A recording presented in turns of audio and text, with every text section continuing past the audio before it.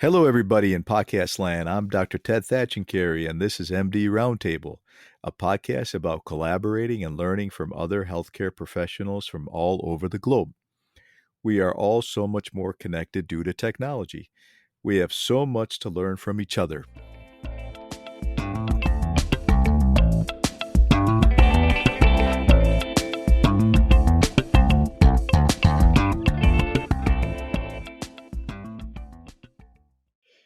Thanks for joining us today on MD Roundtable, folks.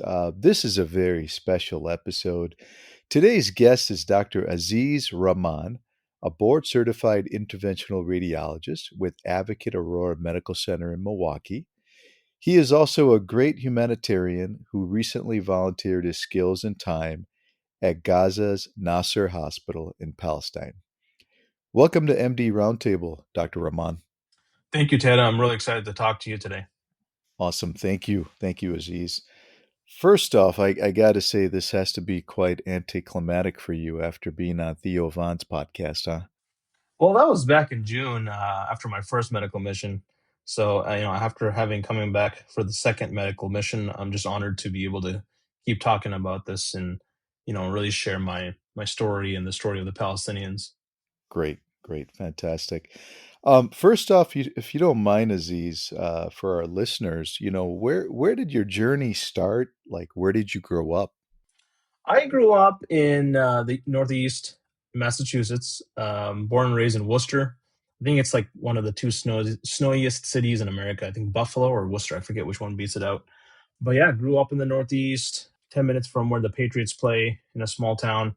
And then went all over basically Missouri, Texas, and now I'm in Milwaukee just through my medical training, medical school and residency and fellowship. And now I'm finally in Milwaukee. Great. So how long you been settled in Milwaukee? I've been here for about 7 years now. And it's actually my first job out of fellowship.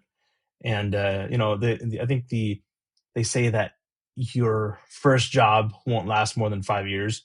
But yeah, I got lucky and I really enjoy what I do and I really enjoy the colleagues I work with. And it's been a blessing. So I've been here as my first job out of fellowship, even having no ties to Milwaukee. And I fell in love with the city, fell in love with the job. And it's like one of those situations where you really love what you do and you actually enjoy going to work. It's kind of one of those situations. I'm really blessed to have that. Fantastic. That's great.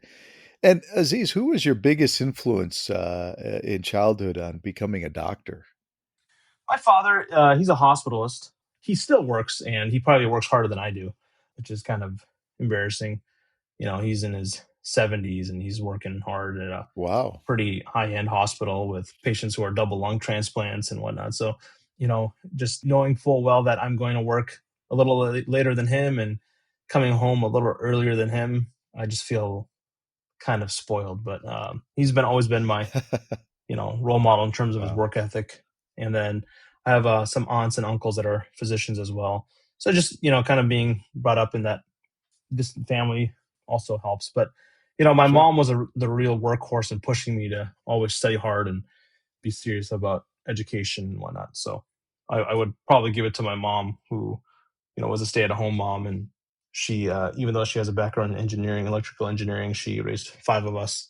And I'm just really blessed to have her in my life. That's amazing. When did you know that you wanted to go into radiology and specifically interventional radiology? Yeah, I actually didn't even know what interventional radiology was while I was in medical school. I actually wanted to go into surgery or ER or something I could use my hands and just be, on my feet. And did a radiology rotation kind of as like one of those, I need a month off and because it's a chill rotation in medical school. But you learn how to read x-rays and some basic CAT scan skills. So that was my goal intentionally. Mm-hmm.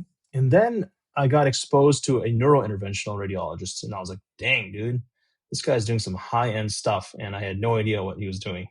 And he's pointing out strokes on the MRI and what he's going to fix next. And it was just so beyond me. It just like, an orthopedic surgeon, when he fixes a bone, you see what he does.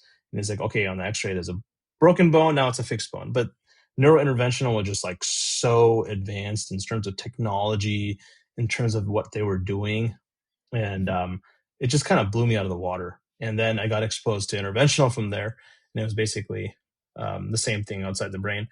And I was just like, dude, this is so cool. And I was always techie and geeky, so it kind of combined medicine with technology and geekiness, Hmm. and I just love that. And to me, radiology was a means to interventional. If now they're two different specialties technically, but the skill set of radiology is so important to have as an interventional radiologist. But it's just such a fun specialty. It's quick procedures, instant gratification, and not many people know about it, so it's kind of also kind of Hmm. exclusive in that sense. And at that time when I was applying, it was one of the most competitive specialties. So it kind of ebbs and flows in terms of its competitiveness. But it's just been such a fun job to have. Yeah, it's a great career choice in medicine. For the pre-med students or medical students, do you have to do a radiology residency prior to doing interventional? Yeah, so now it's basically an integrated program where out of medical school you can either apply directly into IR, but basically it just involves you going in through radiology residency, but automatically having a spot as an IR pathway. So you're doing all the IR rotations, maybe some more surgery Yep. rotations, ICU rotations than your diagnostic radiology counterparts. Got it. Got it.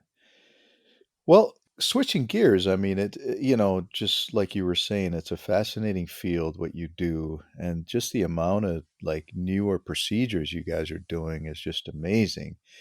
Can you explain to our listeners, Aziz, what are the latest advances in IR with the treatment of massive or submassive pulmonary embolus? Yeah, so as you know, Dr. Ted, being an ICU, pulmonary embolus has to be stratified. Usually, we stratify at low risk and kind of just heparinize the patient with blood thinners.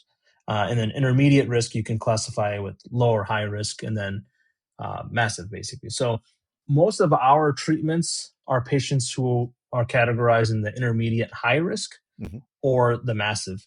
And we're basically moving on from just giving IV treatments such as IV heparin or IV TPA, which are obviously two blood thinners, into using catheter directed therapies where we can go basically through the neck, the jugular vein, or through the groin, the femoral vein, and basically put a tube in through the heart into the pulmonary arteries and measure the pressures and actually do an intervention, whether it be dripping TPA, the blood thinner, directly into the clot overnight, Hmm. or using ultrasound guided TPA administration through different mechanisms, or actually doing suction thrombectomy with a large bore catheter, and that can actually suck out the clot immediately, and you could see patients, respond pretty dramatically on the table where they can't breathe to being able to breathe immediately afterwards. So the treatments have really grown rapidly to the point that we haven't even been able to keep up with the research. So there's a lot of studies out there right now trying to determine, which Hmm. combination of these treatments is best. Which patient would benefit most from thrombectomy versus thrombolysis versus just IV treatments. So this is a space in IR in treatment in pulmonary embolism that still has is a big gray area. Yeah, yeah, no, definitely. This episode of MD Roundtable was sponsored by two anonymous donors in the memory of the late Mr. and Mrs. T.C. Sebastian Thatchencarry. Our donors have pledged to match dollar for dollar the first $500 that our listeners donate. So please check out the donate button and feel free to make a donation. Thank you, folks. When would you consider like IR guided thrombectomy versus giving lytic agents in a patient? Yeah, so the lytic agents are actually they work really well, but they increase the chance of bleeding, systemic bleeding, whether it be a patient who has a history of GI bleeds, or a patient who recently had a stroke and you're concerned about hemorrhagic transformation or had a hemorrhagic stroke, so or a patient with an aneurysm, cerebral aneurysm, and you just don't want that to blow up, so Right. there are some categories that basically push us from the thrombolysis realm to the thrombectomy realm. Also, it's like age. A 95-year-old probably has a higher chance of bleeding than a 25-year-old. And also it really depends on the clinical status. So if the patient's really decompensating, you want to get that clot out as much as possible so the heart can actually do its thing and pump. So catheter directed thrombectomy is actually probably a better choice there, as opposed to someone who's kind of stable sick, can Mhm. be watched overnight. You can drip some TPA. And actually, there's some companies out there right now that are combining these two treatments, because the idea is the thrombolysis actually gets kind of that distal stuff in the small arteries Mhm. or arteries, but the catheter directed therapy gets the big stuff in the big arteries, right? So combining the two potentially can have a benefit. So there's some companies out there kind of designing those devices. Yeah. Great. Thanks for sharing that, Aziz. Yeah, I remember we recently had a common patient together, and I believe it was a postpartum, 4-week postpartum hemorrhage patient who presented with a massive PE type situation. And I consulted you, and you took the patient immediately for catheter directed thrombectomy and essentially saved the patient's life. So, just thank you for doing what you do. Yeah, well, thanks for getting me involved in that patient. I remember her very clearly, and yeah, those are very dramatic cases where they're diaphoretic. They're looking like death before you get them on the table, and you're scared that they might die on you on the table, and you're just trying to do everything as quickly as possible. Correct. And it just so happens that most of these come in at nighttime, so the fact that this happened during the daytime was a blessing. Right, right, right. Yeah, yeah. But great. Okay. Well, what are the as an IR doctor, what are some of the challenges that you face? I think advertising our specialty is challenging. We're a more value based specialty in terms of what the hospital sees us as. We're not like a giant revenue producing specialty like some orthopedics or cardiologists. So I think just the fact that most of the patients going through a hospital will eventually have to meet an interventional radiologist, probably have no idea who an interventional radiologist actually is. That's probably the most challenging thing for me. Yeah. Just I don't need validation from others because I know what I can do, but I feel like it's a very undervalued specialty overall in medicine. But the people who utilize our services know very well how important we are in the hospital system. Oh yeah. Yeah, definitely, definitely. All right, Aziz. Well, switching gears, let's talk about your recent experience in Gaza. I came across your podcast that you did on the Theo show over the summer. I was actually driving up to Minnesota going on a fishing trip with my younger son, and we listened to the entire episode. And it was just a very inspiring and interesting episode. We both really enjoyed it. And I just want to also just give kudos to Theo for giving you a platform to share your experiences in Ghana. I'm sorry, in Gaza. How did you first get involved with going to Palestine? I know you've been on 2 missions already. So how did this all start? Yeah, well, thanks for listening to it. It's a pretty long episode, but the fact that you guys listened to it in the car ride, I really appreciate that. This I had never been on a medical mission before. It's always something I've been wanting to do. Typically in our medical school, we go to like somewhere in Central America or Africa. So it's always been on my mind. It just never came to me how I would do it as an interventional radiologist, right? So then you would probably your next question would be like, well, how the heck would you do that in Gaza? That was the same question I had, and I talked to some of the doctors who actually had been there and talked to them, and they even said like, I don't think there's any infrastructure for IR. So it was kind of like going up against a wall in terms of even helping out there. So it turns out there's two interventional radiologists in Gaza, local interventional radiologists, one trained in Jordan and one trained in Qatar. And then they had come back to Gaza before all this started. And they just opened up their fluoroscopy unit uh, maybe like a month or two before October 7th. And so they were doing some pretty high end stuff. Hmm. And there's, two interventionalists for a population of 2 million is insane. You know, Jeez. there's probably like hundreds of IR doctors in Chicago with a population of like 4 million. Right. But, I got in contact with one of those IR doctors, and I was just going back and forth, asking him if it would be advisable if I came as an interventional radiologist. I would be the first one, and what kind of stuff they're doing. And he was very honest with me. He's like, listen, the infrastructure is pretty much all destroyed, but if you want to come, it would be good for solidarity. If you could bring an ultrasound guided like butterfly, we can do some ultrasound guided procedures. That's what we've been doing. And so his advice was like, we would appreciate if you came. And that gave me a lot of energy. But at the same time, I had to like talk to my Yeah. family and my friends and the actual organizer of the medical mission to see if this was all feasible, right? And kind of after going through all that, I was given the opportunity to go. Wow. Yeah.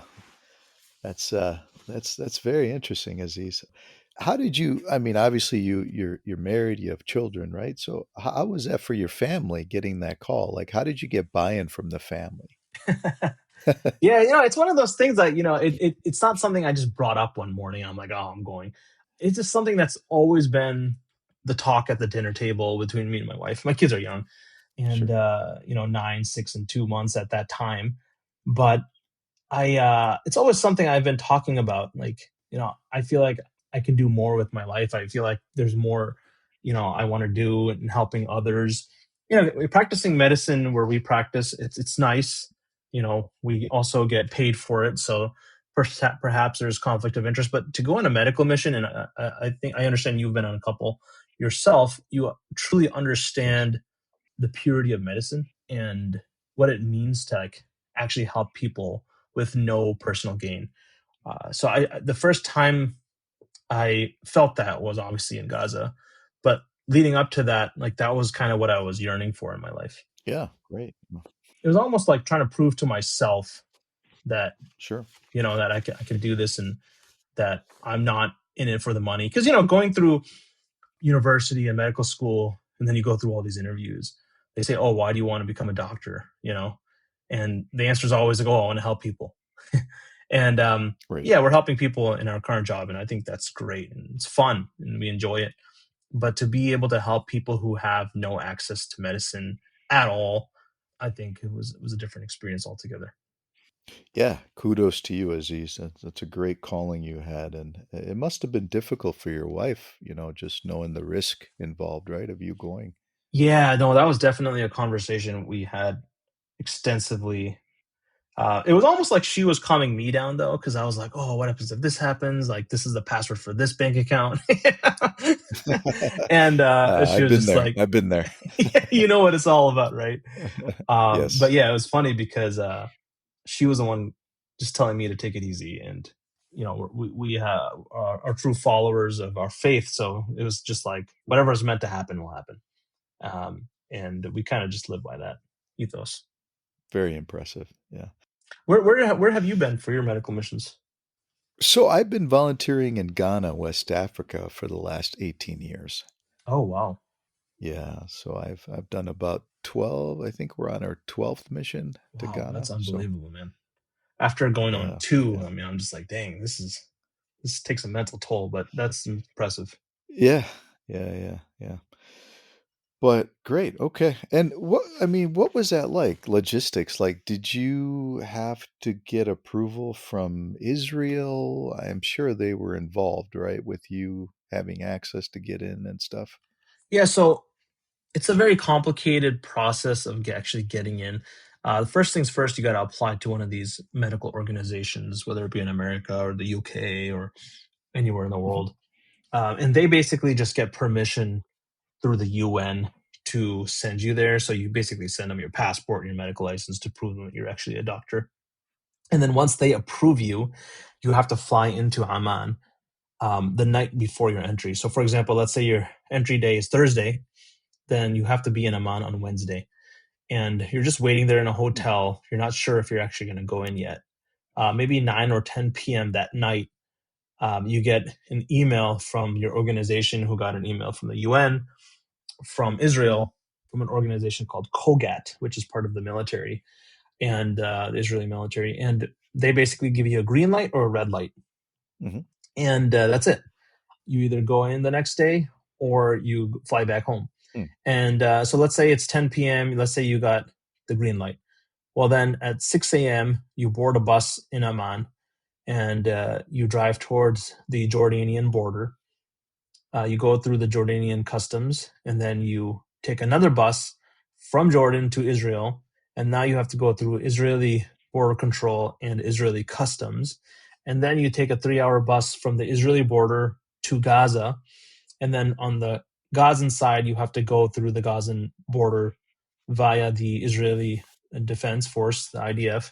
And then once you're past the gate and you're actually physically on Gazan soil, then you take another bus from the edge of Gaza to the actual hospital that you're staying at.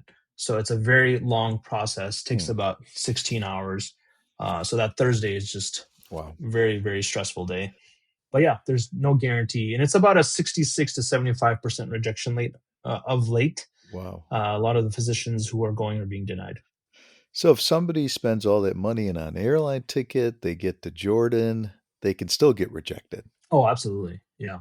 Wow. Wow. You know, this is not about money though, Ted. You've been on medical missions. It's a lot of money comes out of your pocket, but that's just Sure. Yeah. we're doing Yeah. it of our own goodness. There's no Right. secondary gains here.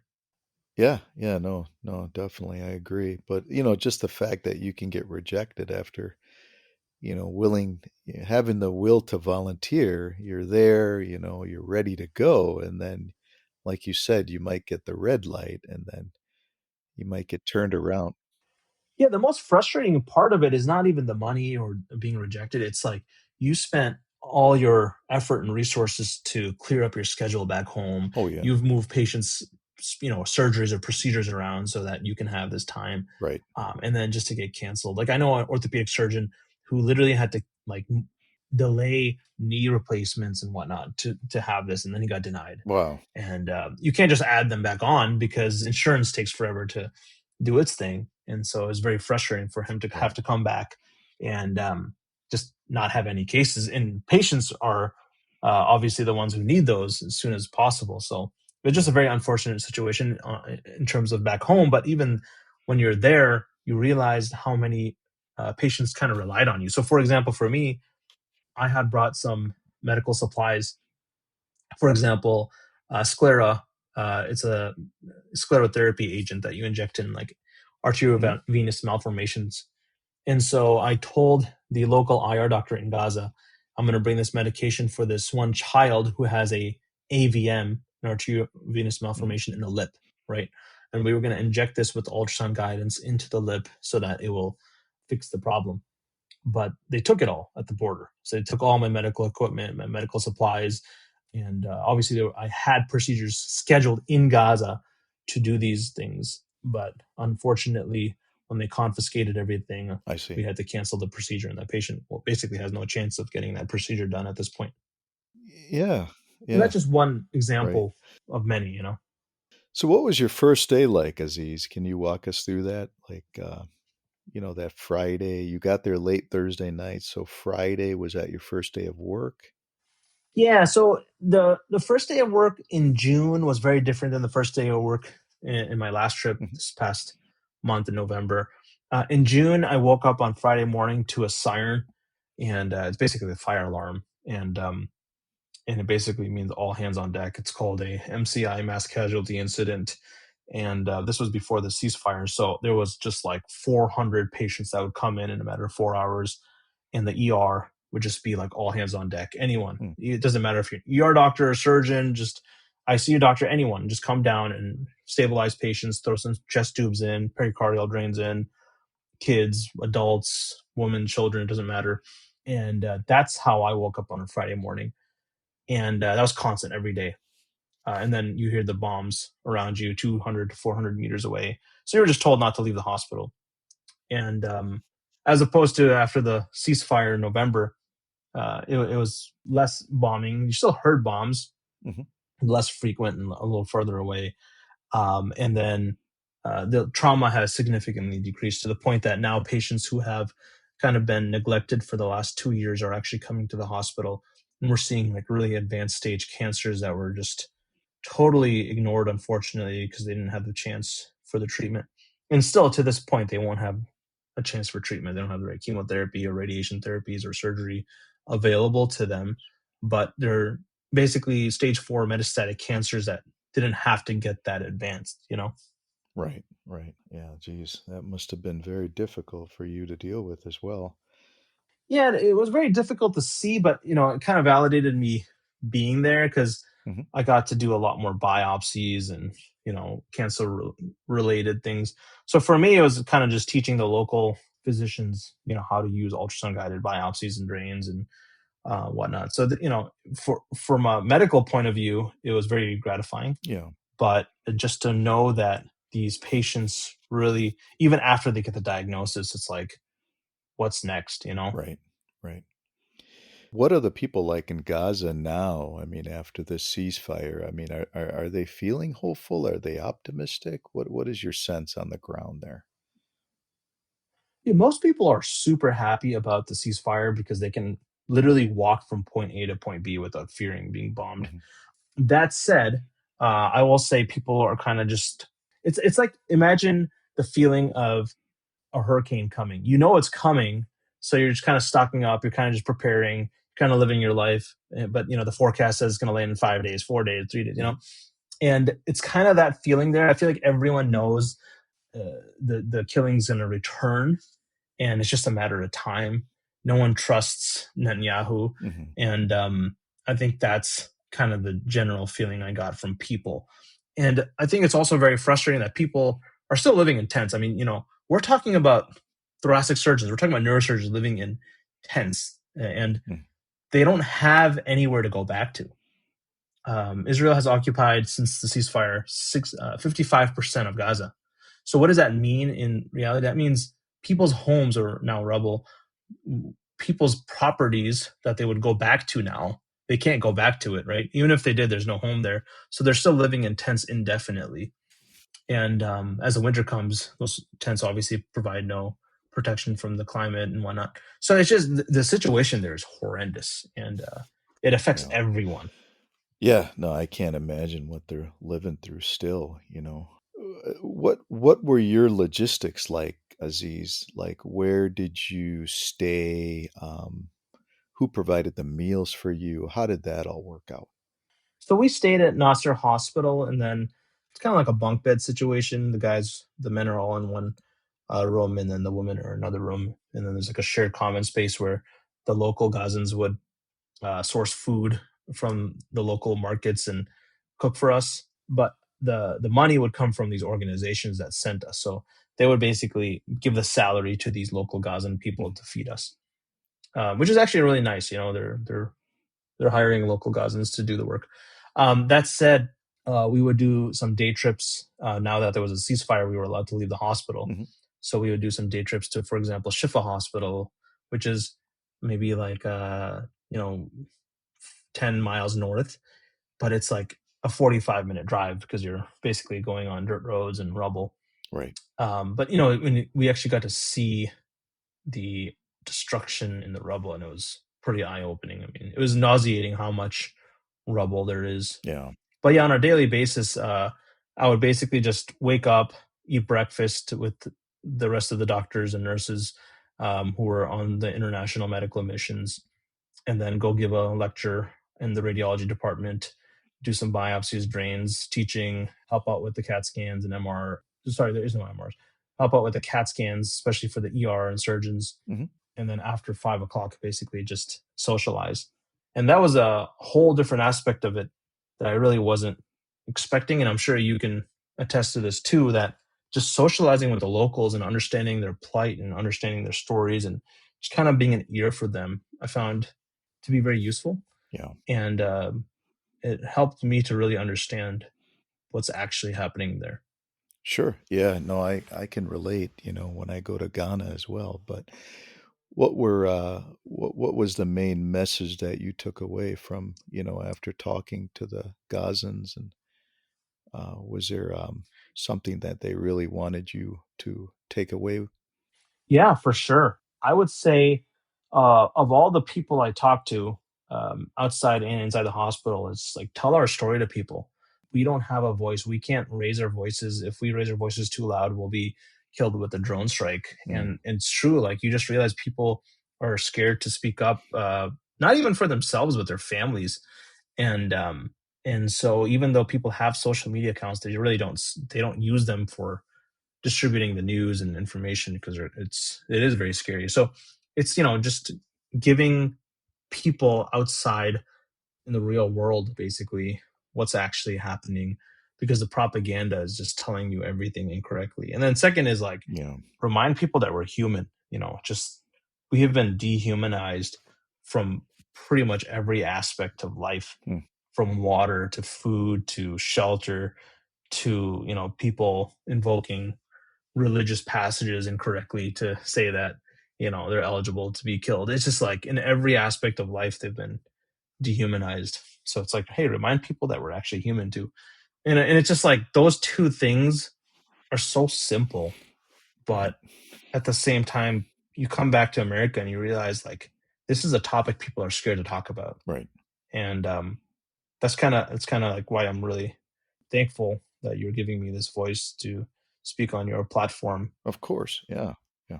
and that you're, like you said, Theo, to Right. step up and be able to platform me. And he even said it. He's like, I'm a little scared to talk about this, right? Because it does invoke a lot of emotions. Sure. But from a medical aspect, from a humanitarian aspect, what I saw was black and white.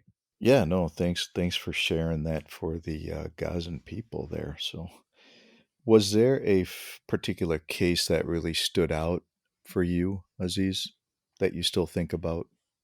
Yeah, actually, I would say my June trip was just, all I can really remember is death, trauma, gore, blown off limbs. And, I'm an IR doctor. I usually don't see that Hmm. kind of stuff. And even if I was an ER doctor or ICU doctor or a surgeon, trauma surgeon, you probably wouldn't see it to the extent that we saw it in Gaza, right? I'm talking about the numbers, and it was just incredible to see that amount, that volume of death and gore and morbidity. So in June, I would say there was two stories that really stuck out to me. Is one is this, pregnant lady, probably 30-year-old with a 14-week-old, and she comes in after trauma, blunt trauma, and no fetal heart tones. She's crashing. They took her to the OR. I'm kind of helping out, transporting, and with everyone's just helping anything they can do at this point. And yeah, so she gets an emergency C-section, and she survives, but the fetus comes out, and the baby comes out, and it's just like blown up. There's blood coming out of the neck, and it's Mm. just something that no human. We're not meant to see that. Like, it's not an abortion. It's not a stillborn baby. It's literally a murdered baby with blood coming out of the neck from a bullet, or not a bullet, from like the explosion. Right. And then like in November, the stories were very different. It was not necessarily about trauma. There was this 14-year-old girl who had a bullet shot wound 3 or 4 months ago, and she's had like 4 XLAPs, like abdominal surgeries, and she has had 6 weeks of intermittent hematuria, so blood in the Mm. urine. And so I get there, and they consult me, and they're like, "Hey, can you kind of review this case?" So I sit down, look at the CAT scan, and there's this huge pseudoaneurysm in the kidney. And then pseudoaneurysm is basically, for your audience, it's a sack of blood that's not supposed to be there. And so no one's picked this up yet. And I'm like, this lady needs an embolization, from an Mhm. IR. But there is no resources, there's no coils, there's no angio suite. And I'm just like, what do we do? And so the urologist was like, we can do a nephrectomy, but she's 14 years old, and then she'll only have one kidney. And it's such an easy procedure. It's a 20-minute procedure to Hmm. embolize that. So it's just like, to know that that girl lost a kidney, Yeah. it's just devastating, because that's the kind of stuff that advanced medicine could have fixed Right. within 20 minutes, like I said.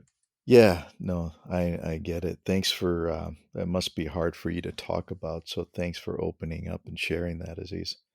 Yeah, absolutely. And based on your recent trip, what are some of the main needs in the hospital? Yeah, that's a good question.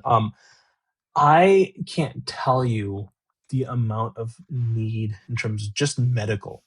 I mean, we're talking about sutures to surgical devices to catheters for drains and abscesses to dialysis catheters. So I'm on this WhatsApp group with like 1,000 doctors and nurses who have been throughout the world, basically. And today they're trying to find a pediatric dialysis catheter for the 7-year-old in Gaza who needs dialysis. And there's not a single pediatric dialysis catheter in Gaza. And so they're asking people who are coming up into a future medical mission if they're willing to sneak it in their luggage, because it's illegal to bring in any medical supplies, but it's just like, this is what we have to do, so it's Jeez. like, I Just like a simple, like a Quinton cath or like a trialysis cath? exactly. Well, a little bit higher French than the trials, but yeah, that would work. Oh, wow. That would work. Yeah, trialysis catheter would work. Yeah, exactly. Wow. But yeah, that's not even available. So I was using like central lines from the ER and ICU for like drains and chest tubes for nephrostomies. We were trying to be creative, and you would think, in the ceasefire things would get better, but no, actually, the medical situation there is horrendous. There was a cool story I heard. I met an orthopedic surgeon there, and they did the first 3D printed X-Fix in the world, I think. So yeah, they did that, and it's pretty amazing how that worked out. What is that? X fix? Like to stabilize a fracture, they 3D printed Ah, the okay. pins and rods, Got it. and they actually use that 3D printed technology to stabilize a fracture. Oh, wow. That's amazing. Yeah, yeah. Aziz, what's the one thing you didn't expect from your time in Gaza? I think it's that I would come back and it would change my life in a way I wasn't really expecting it to.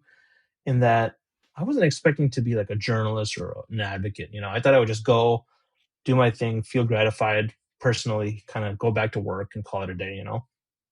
But I feel like, and actually it probably affects my family more than myself, just because now weekends are just busy with talks and commitments. Like I'm trying to be more active at churches here in Milwaukee, working with Jewish Voice for Peace, and it's just like every opportunity I'm getting to kind of spread the word. I'm really honored for that, but it also has taken over my life.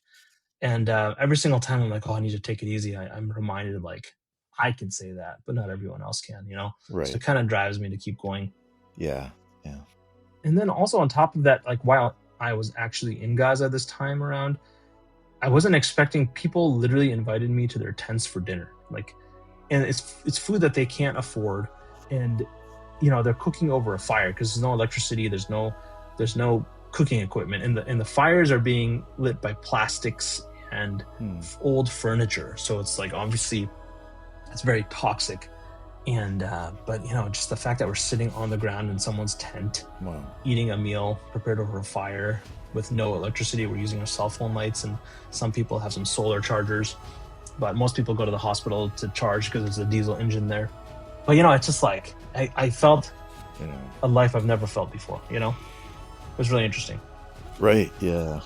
Yeah. And it just shows you the heart of the Gazan people, just to share that with you, and invite you to their tent, like you said.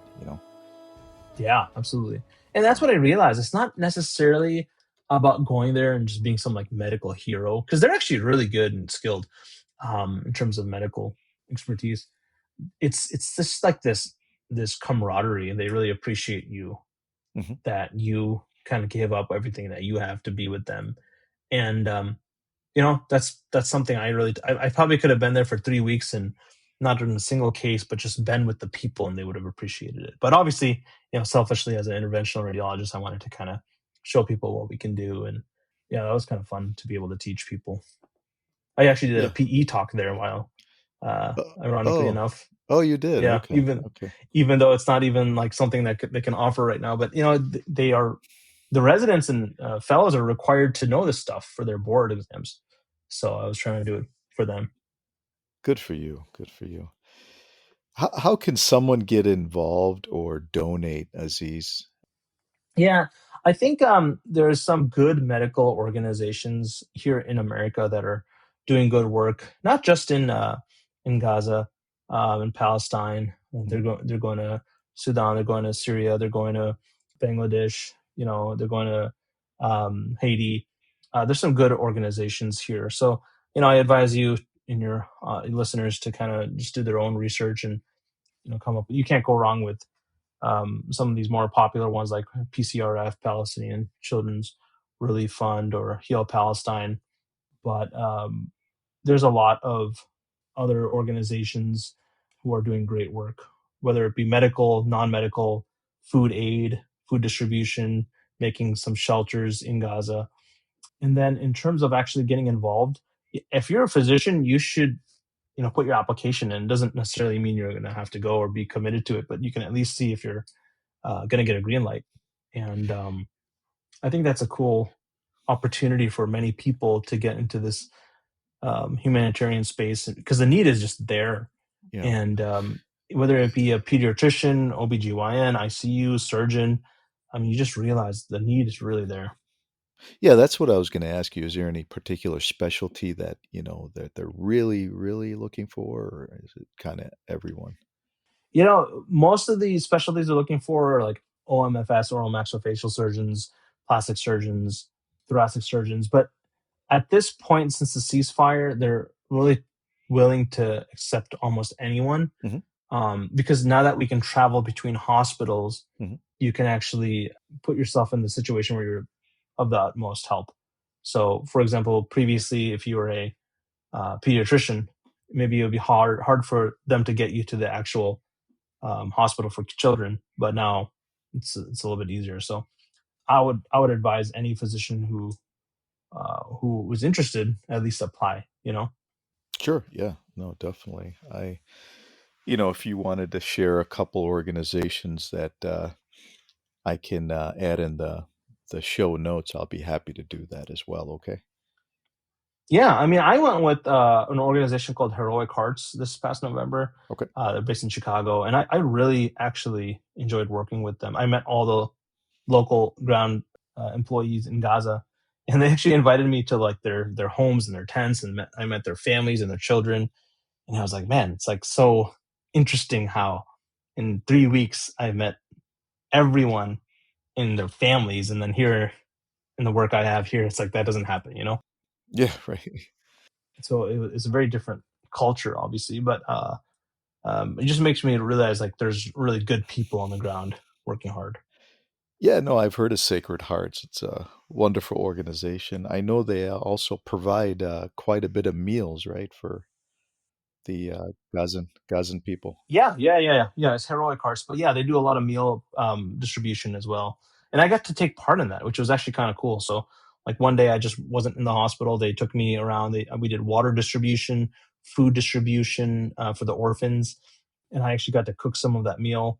So it's kind of like for them, it's free advertising. There's American Doctor who can be on their videos, but I actually enjoyed every moment of it. I was like, man, Yeah. I wish I could just do this water distribution all day, just helping these little children bring water to their tents. Any plans to go on a third trip? I think I will make Okay. the intention for 2026. And Right. I'm just hoping things get better. I think I'm a little bit scared that if the war resumes, if the genocide resumes, then things are going to be more dangerous than they were before. So I'm like, cautious, but I want to go back because I just see how much happiness it brings to the local people I interact with. And at the same time, it allows me to speak more clearly and more truthfully. I'm not speculating. I'm not giving you what I think. I'm just telling you as it is. And I think that's important. And at the end of the day, I'm doing it for myself, right? Like I Right. find Yeah. it to be super gratifying. And I'm sure you could speak on that where, Yeah. if you've been on 12 medical missions, that's something else, man. Well, we can only hope and pray, right, that the ceasefire will continue to exist. So, Absolutely. well, thank you for sharing your experience in Gaza, Aziz, and also sharing the stories of the Gazan people. On a much lighter note, Aziz, what are some of your interests outside the hospital and work? How do you like to decompress here in the U.S.? Yeah, I'm a big hiker. Actually, after June, I was like, how the heck am I going to decompress after seeing all that trauma, right? Yeah. And turns out I went to Denver with a couple of friends, and these guys are like really big hikers compared to me. And so I did my first three 14ers. Ah, So 14,000 foot mountains. And so I did three of them, and that was on one day. And then my friends decided to go on the second day to do three more 14ers, but I had to call it quits because I couldn't handle it. So I went back to my tent, and wow. at my tent was waiting a black bear. So that was kind of scary. Yeah. Oh, that's But great. hiking, family, just coming home and having your children run to you at the door, and Right. just the best thing ever. And then just Wisconsin, right now it's winter time. The snow is beautiful. People are like, oh, it's so cold, but I actually love the snow. So just spending time with the family, I think, is really important. Great. Fantastic. Well, before we wrap up, how can listeners get a hold of you with any questions? Yeah, I have an Instagram. I'm really not as big social media user, but I made the Instagram after my Theo Vaughn podcast because it kind of allowed me to share my voice a little louder for on behalf of the people who need it. So I'm sure you can link that, and then yeah, that would probably be the best way. Just to direct message me. Okay. Okay. Sounds good. Well, thank you so much, Aziz, for being a guest on MD Roundtable, and keep doing the great work you do. And God bless you for your humanitarian work and your courage. Okay. All right. Thank you, Dr. Ted, and appreciate you allowing me to be a guest on your podcast. And I was listening to some of your other guests and really interesting stories that you have here. So I'm really excited to kind of subscribe here and listen to more of your future podcasts. Oh, great. Thank you. Thank you. Have a great night. All right. You too. Bye. Bye. Folks, if you enjoyed that episode, don't forget to leave a review of MD Roundtable Podcast, and don't forget to subscribe. Also, if you want to reach out to me with any comments or questions, feel free to go ahead and email me at drtedthatchandcarey@gmail.com. Once again, Dr. Ted thatchandcarey@gmail.com. I will also leave the email contact in my show notes. Thank you again for joining me. Have a great day.